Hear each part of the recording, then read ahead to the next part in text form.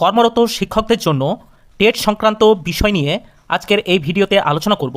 Supreme কোর্টের নির্দেশের পর কর্মরত শিক্ষকদের জন্য স্পেশাল টেট বা ইন সার্ভিস টেটের আয়োজনের প্রক্রিয়া অবশেষে গতি পেতে শুরু করেছে। দীর্ঘদিন ধরেই বিভিন্ন মহলে জল্পনা চলছিল যে রাজ্যগুলি কর্মরত শিক্ষকদের ভবিষ্যৎ সুরক্ষিত করার জন্য কোনো বিশেষ অর্ডিন্যান্স আনবে কিনা। তবে সম্প্রতি উত্তরপ্রদেশের সরকার একটি গুরুত্বপূর্ণ ও দ্রুত পদক্ষেপ সেই জল্পনাকে অনেকটাই অবসান ঘটিয়েছে। রাজ্যটির শিক্ষা দপ্তর থেকেই ইতিমধ্যে জেলা প্রাথমিক শিক্ষা অফিসারদের কাছে কর্মরত শিক্ষকদের বিস্তারিত তথ্য চেয়ে কড়া নির্দেশ পাঠানো হয়েছে। বিশেষজ্ঞদের মতে এই পদক্ষেপের ফলে পশ্চিমবঙ্গ সহ দেশের অন্যান্য রাজ্যের ইন সার্ভিস শিক্ষকদের জন্য খুব শীঘ্রই স্পেশাল টেট আয়োজনের সম্ভাবনা প্রবল হয়ে উঠেছে।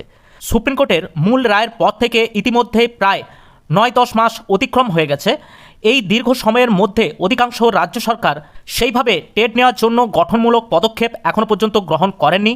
এমতো অবস্থায় উত্তরপ্রদেশের সরকার আর দেরি না করে কর্মরত শিক্ষকদের জন্য একটি বিভাগীয় বা স্পেশাল টেট নেওয়ার জন্য জোর প্রস্তুতি শুরু করেছে। সুপ্রিম কোর্টের বিচারাধীন রিভিউ পিটিশনের পরিপ্রেক্ষিতে গত 29শে মে 2026 তারিখে আদালতের আদেশ মান্যতা দিয়ে এই বিষয়ে টেট পরীক্ষার আয়োজনের সিদ্ধান্ত নেওয়া হয়েছে।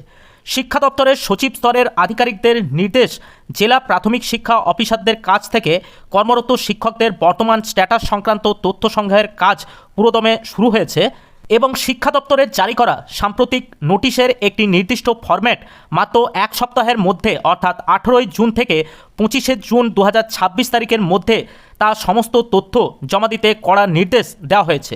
মূলত 6 ধরনের তথ্য জেলাগুলির কাছ থেকে চাওয়া হয়েছে। এই 6 ধরনের তথ্যগুলির মধ্যে হলো জেলার নামসহ প্রাথমিক বিদ্যালয়ের নিয়মিত কর্মরত শিক্ষকদের মোট সংখ্যা এবং প্রাথমিক স্তরের টেট বা সিটেট উত্তীর্ণ কর্মরত শিক্ষকদের একটি পরিসংখ্যান এবং তারপরে যে তথ্যটি চাওয়া হয়েছে সেটি হলো প্রাথমিক স্তরের টেট বা সিটেট উত্তীর্ণ না হওয়া অবশিষ্ট কর্মরত শিক্ষকদের সংখ্যা এবং উচ্চ প্রাথমিক স্তরের ক্ষেত্রে নিয়মিত কর্মরত মোট শিক্ষকদের সংখ্যা এবং উচ্চ প্রাথমিক স্তরের টেট বা সিটেট উত্তীর্ণ কর্মরত শিক্ষকদের সংখ্যা এবং উচ্চ প্রাথমিক স্তরের টেট বা সিটেট না পাস হওয়া অবশিষ্ট কর্মরত শিক্ষকদের তালিকা।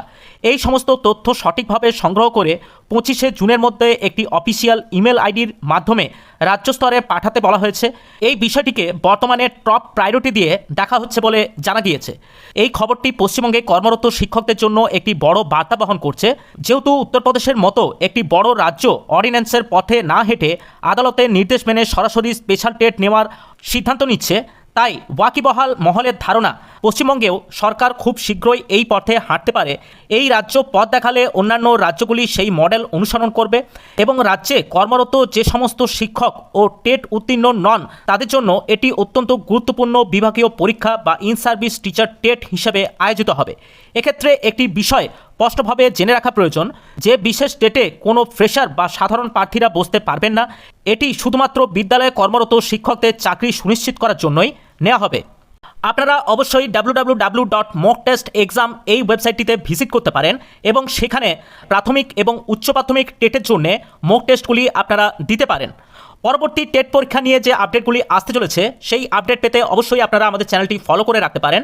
আজ এই পর্যন্তই, দেখা হচ্ছে পরের নতুন কোনো ভিডিওতে। নমস্কার, ভালো থাকবেন, ধন্যবাদ।